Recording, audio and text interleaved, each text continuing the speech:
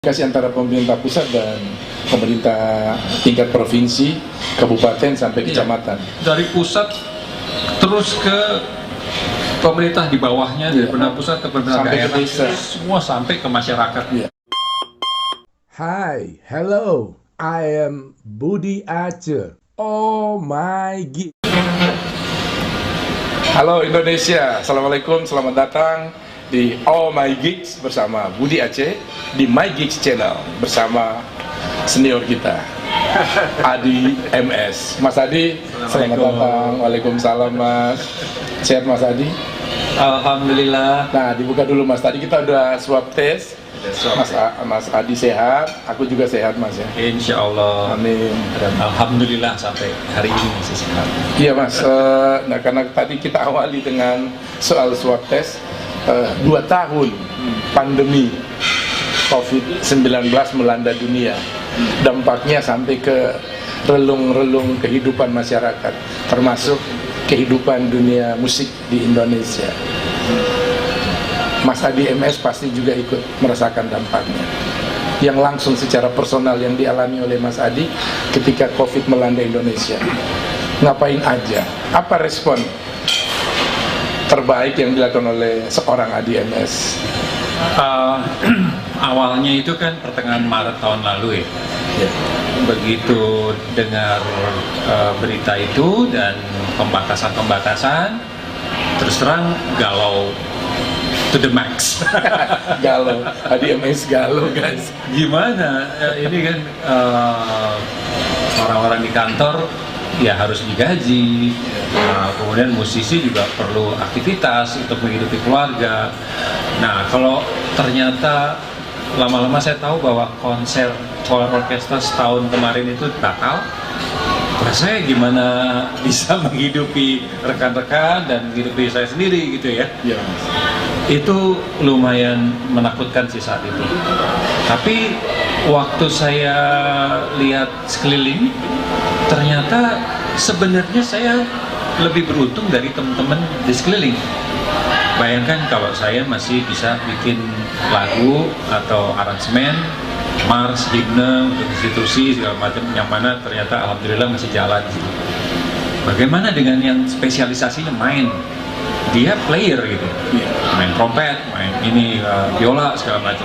Begitu nggak ada konser, mau ngapain? Itu kan lebih terdampak lagi, menakutkan gitu ya.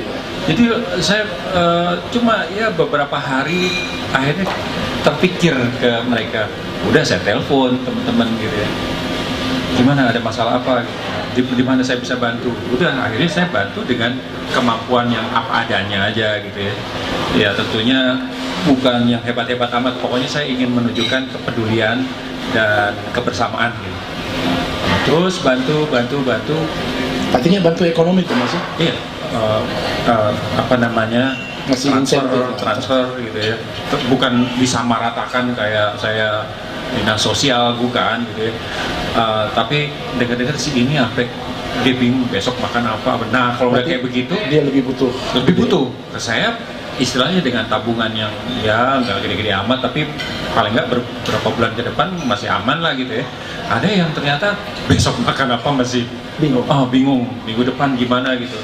Nah udah saya fokus ke mereka gitu, jadi lupa kegalauan tadi tuh, lupa gitu ya. Jadi Dan lebih mikirin kegalauan teman-teman di sekitar. dan ternyata benar teori yang mengatakan bahwa pada saat kita galau, kita stressful gitu ya, itu kreativitas kuncup.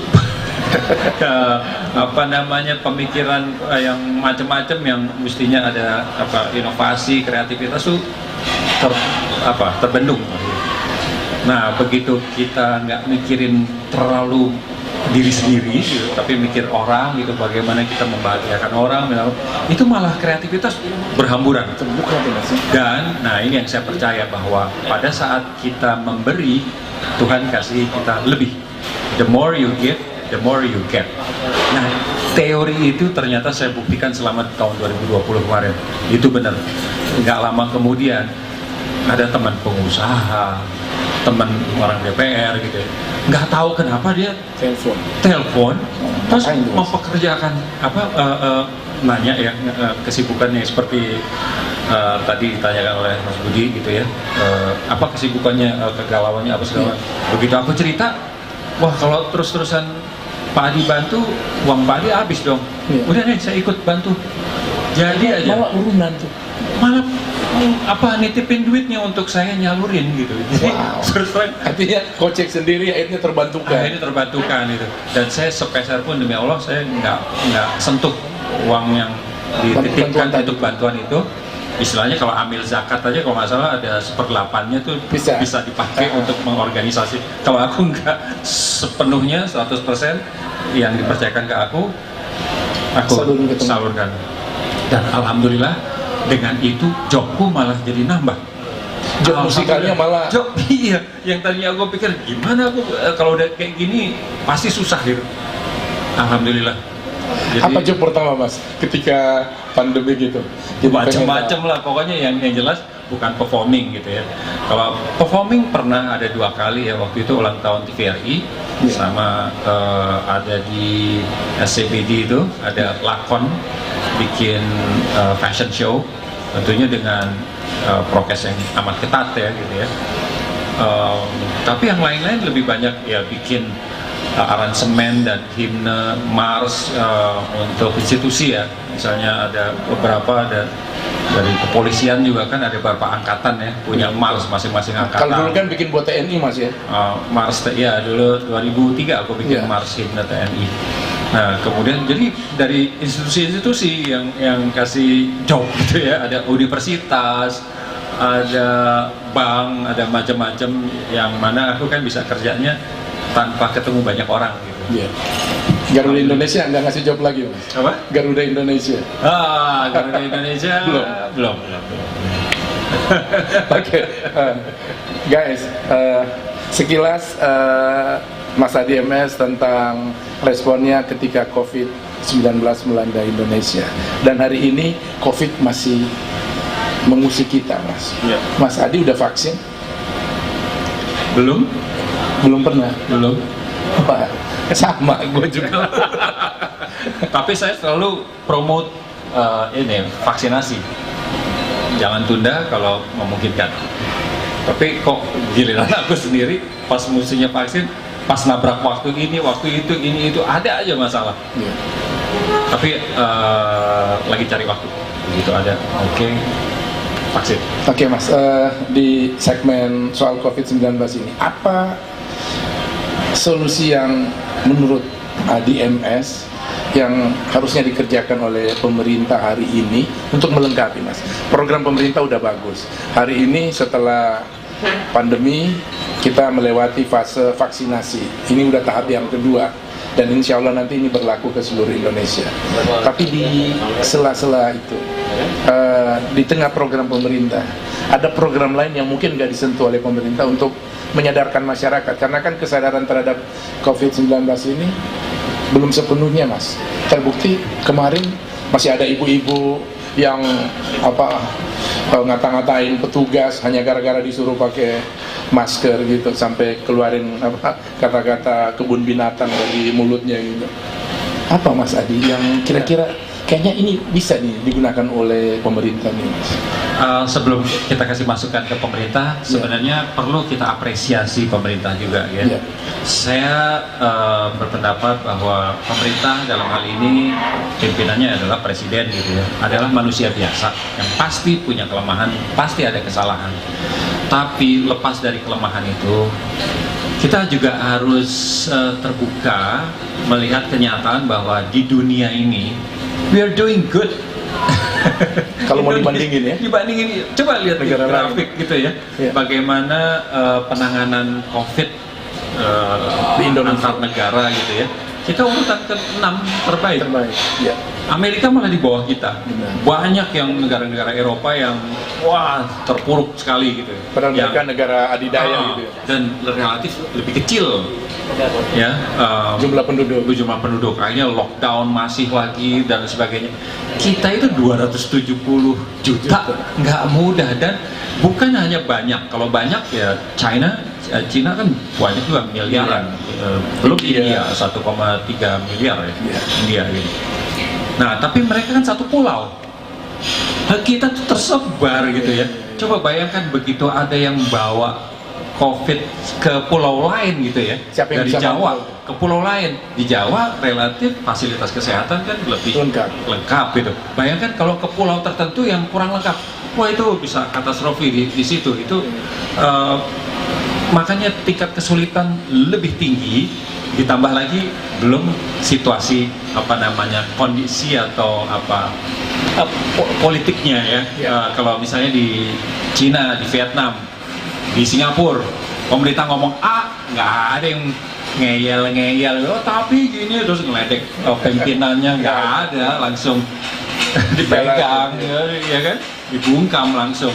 Kita kan demokratis. Nah, karena sebagai negara demokratis ini ya tentunya kesulitannya di situ, mau menertibkan nanti Ada komentar lain. komentar ini, belum dipanas-panasin ini itu, ada yang percaya, ada yang akhirnya kontra pemerintah, dan itu jauh lebih sulit penanganan pandemi di Indonesia dibanding negara kecil di luar atau negara besar tapi satu pulau, atau yang punya sistem pemerintahannya yang bukan seperti Indonesia yang demokratis ini kan banyak kan ya. Ada Korea Utara, Cina, Vietnam, Singapura gitu ya. Relatif kan lebih satu arah gitu ya. Satu arah, mereka lebih Kita lebih sulit. Jadi dengan segala kesulitan ini kita termasuk boleh dibilang cukup baik relatif ya dibanding negara-negara lain. Ini harus disyukuri gitu ya. Tapi ya kalau harus ada masukan, saya ingin menekankan pemerintah untuk memperbaiki komunikasi. Karena kadang-kadang masalah komunikasi ini juga berpengaruh pada koordinasi. Kasihan dari koordinasi yang sudah dibuat itu adalah masalah yang saya lihat masih bisa ditingkatkan pemerintahan itu supaya lebih harmonis, Mas. Iya, jangan di satu titik buka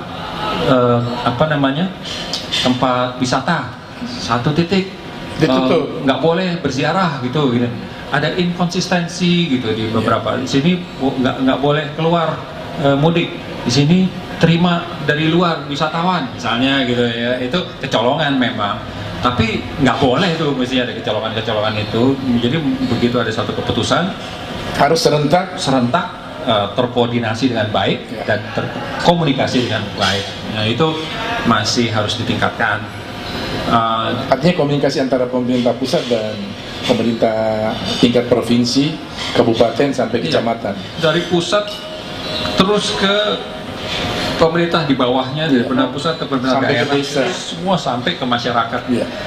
Dan apa boleh buat? Kalau harus menggunakan influencer atau buzzer, zaman sekarang kita alergi terhadap kata buzzer. Padahal buzzer itu kan sebenarnya ya artinya ada orang-orang tertentu yang memang terpilih untuk kamu punya followers banyak, ya kamu pakailah ini saya pakai.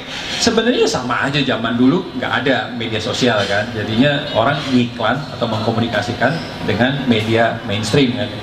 Tapi kan dengan adanya eksistensi dari influencers, termasuk YouTubers apa segala macam ya kan. Ini implikasi dari media sosial. Media sosial kita harus realistis ya. Dan kalau akhirnya beberapa bagian masyarakat yang tadinya fokus nonton berita di TV gitu ya, terus di koran gitu ya, kita realistis saja, sekarang yang nonton TV berapa banyak? Jangan-jangan nggak pernah dilihat nonton lagi TV. Koran berapa banyak yang masih langganan koran? Ayo. Nah, berarti sekarang apa boleh buat, ada perubahan. Jadi orang lebih baca berita di medsos dan sebagainya. Nah, supaya bisa sampai ke mereka, komunikasi dari pemerintah misalnya mau komunikasikan strategi kita, langkah kita, ya mau nggak mau harus gunakan mereka-mereka yang punya followers banyak itu. Jadi kampanyenya di wilayah netizen ini, Iya. di dunia mereka. Pakailah untuk yang positif ya. Nah tentunya ada penegakan hukum yang menyebarkan hoax apa segala macam ya harus ditindak tegas, jangan cuma metrai aja. Minta maaf, udah selesai.